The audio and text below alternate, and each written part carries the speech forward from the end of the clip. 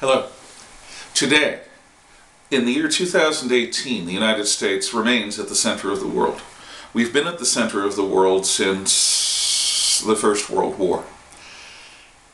Everything that happens to us as American citizens is shaped by global events. Events half a world away have taken young Americans out of their homes into battle in jungles, in deserts. They've taken Americans out of their jobs by moving our factories overseas. We are, for better or worse, the world's policemen, the center of the world economy, the linchpin of peace. And yet, most Americans don't understand the world. They've never been taught it. Most state graduation requirements for high school require a year of American history, maybe some civics, and some American government, possibly even economics. That's all. For decades, the systematic teaching of the history of Western civilization has been eclipsed or annihilated because functionalists say, well, what does history have to do with learning functional life skills? Modernists say, what does the past have to do with making a better future? Utopians say that so long as we remember the flawed past, we're doomed to repeat it. The best way is to just build a perfect world and have people learn nothing but that new perfection. And political people say, oh, you're teaching people about dead European white men. Well, the reality is, our identity as individuals is not determined by our blood and soil. The racists and nationalists were wrong about that. In the United States, our identity is determined by our culture. Send us your poor, your tired, huddled masses, yearning to breathe free. Send these the tempest tossed to me, goes the poem on the Statue of Liberty. It doesn't matter where we come from in the old country. We are Americans. The culture that we inherit comes from a very distinct lineage.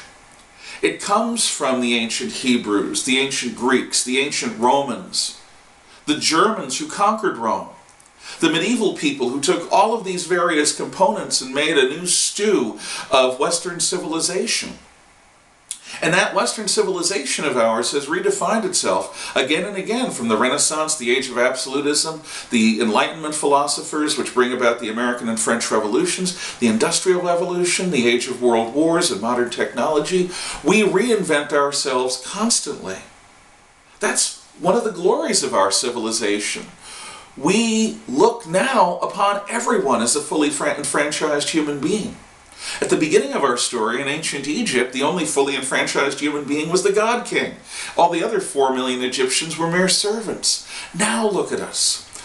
The story of the West has its share of crimes that we can learn from, its share of mistakes that we can understand better so that we can avoid them in the future. But it is the story of the expansion of the notion of human rights and the application of those rights to more and more people. Yet we don't teach this in schools. Graduation requirements need to be changed. No one should have a high school diploma without taking at least 1 year of ancient and medieval history and 1 year of European history that covers the history of from the Renaissance to the present, when Europe goes out and discovers and trades with and conquers the world and changes it for better or worse. We can only understand the United States in context and the glory of our freedom and our Constitution, which provides us that freedom, by understanding the heritage of where that Constitution comes from Hammurabi's Code and the 10 Commandments, through the 12 Tables of ancient Rome, the Justinian Code, Magna Carta, up through the English Bill of Rights written by John Locke. These are but a few high points of the history behind our Constitution. The truth is, we can't appreciate our freedom unless we really understand societies that don't have it. And one way of doing that is teaching the history of Western civilization.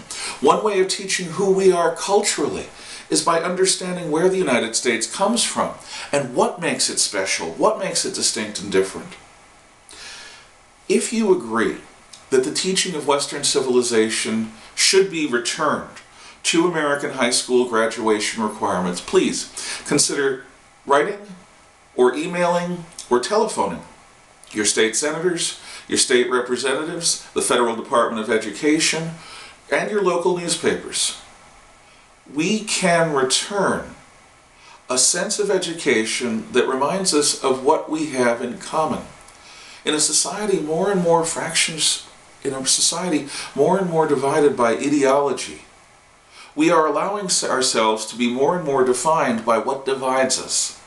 The study of Western civilization, the perspective that you can only get by taking a long view, by looking down on things from 30,000 feet, reminds us that progressives and conservatives have far more in common as Americans than what divides us. We need that sense of common purpose, of common identity. And in order for us to continue to stoke the fires of freedom, we need to understand why freedom is important and where it comes from. Please consider helping me try to restore graduation requirements of Western civilization in American high schools. Thank you, and be well.